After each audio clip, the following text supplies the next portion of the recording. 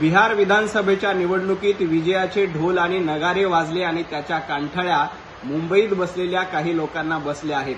खरं तर त्यांना मला सांगायचंय, सामनामधून अग्रलेख लिहिण्यापूर्वी 2010 ला बिहार विधानसभेची निवडणूक कशी झाली होती ते आठवा। केंद्रात काँग्रेसचं सरकार होतं, त्यावेळेला एनडीएला 206 जागा मिळाल्या होत्या आणि विरोधक फक्त 33 जागांवर गुंडाळले गेलेले होते।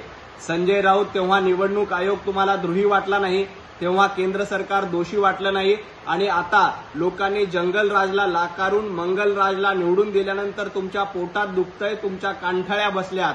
तुम्हाला खरं तर सक्तीच्या विश्रांतीची आणि आरामाची गरज आहे, त्यामुळे थोडासा आराम करा आणि मग अग्रलेख लिहा।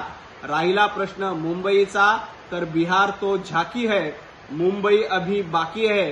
येणाऱ्या महापालिका निवडणुकीत देखील बिहार सारखा निकाल महाराष्ट्रात लागल्याशिवाय राहणार नाही, त्यामुळे संजय राऊत जरा मनाची तयारी ठेवा। बिहार विधानसभेच्या निवडणुकीत विजयाचे ढोल आणि नगारे वाजले आणि त्याच्या कानठळ्या मुंबईत बसलेल्या काही लोकांना बसल्या आहेत। खरं तर त्यांना मला सांगायचंय, सामनामधून अग्रलेख लिहिण्यापूर्वी 2010 ला बिहार विधानसभेची निवडणूक कशी झाली होती ते आठवा।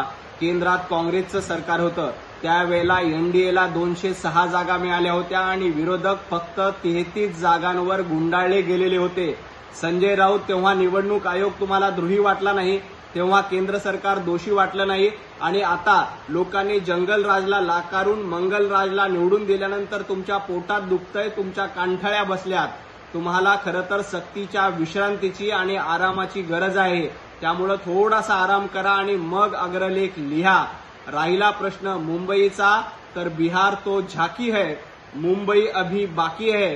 येणाऱ्या महापालिका निवडणुकीत देखील बिहार सारखा निकाल महाराष्ट्रात लागल्याशिवाय राहणार नाही, त्यामुळे संजय राऊत जरा मनाची तयारी ठेवा। भाजपच्या कार्यालयात मतदान घ्या असं म्हणणाऱ्या बच्चू कडूंना मला इतकंच सांगायचंय, बच्चू भाऊ, तुमचा देखील पराभव अचलपूरमध्ये भारतीय जनता पार्टीच्या सर्वसामान्य कार्यकर्त्यांनी केला।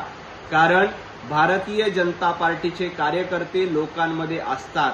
पंतप्रधान नरेंद्र मोदीजींसारखं नेतृत्व भारतीय जनता पार्टी सोबत आहे। बच्चू भाऊ, जरा आपला पराभव का झाला याचं आत्मपरीक्षण करा आणि मग निवडणूक आयोग किंवा भारतीय जनता पार्टीला दोष द्या, एवढंच मला सांगायचं। ठाकरेंचा सेवक तोच मुंबईचा नगरसेवक असं म्हणणाऱ्यांना इतकंच सांगायचंय की जो मुंबईचा सेवक आहे तोच मुंबईचा नगरसेवक होणार आहे। हे मुंबईकरांनी ठरवलेलं आहे, मराठी माणसांनी ठरवलेलं आहे। बाळासाहेब ठाकरे यांच्यासोबत फक्त ठाकरे ब्रँड होता, कारण ते हिंदू हृदय सम्राट होते। आता तुम्ही पलटी सम्राट आहात, त्यामुळे ठाकरे ब्रँड या निवडणुकीत नाही।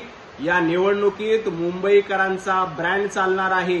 जे मुंबईचे सेवक आहेत तेच मुंबईचे नगरसेवक होतील, हे मुंबईकरांनी ठरवून टाकलंय। भारतीय जनता पार्टी आणि महायुतीच्या नेत्यांमध्ये समन्वय आहे। काही ठिकाणी स्थानिक पातळीवर आमची युती झाली नाही, तरी आम्ही मैत्रीपूर्ण लढत करू। आम्ही तिन्ही पक्ष समन्वयानं काम करतो। बिहारमध्ये ज्या पद्धतीनं इंडिया आघाडीचे 12 वाजवण्याचं काम एनडीए अलायन्सनी केलंय, अगदी त्याच पद्धतीनं महाराष्ट्रात महाविकास आघाडीचे 12 वाजवण्याचं काम महायुती निश्चितपणे करेल। स्थानिक पातळीवर आम्ही एकोप्याने लढतोय। काही ठिकाणी युती झाली नसली तरी आमचा मैत्रीपूर्ण लढतीवर विश्वास आहे। मुंबई महापालिका निवडणुकीत काँग्रेस स्वबळावर लढण्याची तयारी करते। खरं तर काँग्रेसनी स्वबळावर लढावं, नाही तर अर्ध्या बळावर लढावं किंवा पाव बळावर लढावं। ज्या पद्धतीनं बिहारमध्ये राहुल गांधींच्या नेतृत्वात काँग्रेसची अवस्था झाली, अगदी तशीच अवस्था मुंबई महापालिकेत देखील होणार आहे। काँग्रेस बिहारमध्ये फक्त 6 जागांवर पुढे आहे, विजयी होते।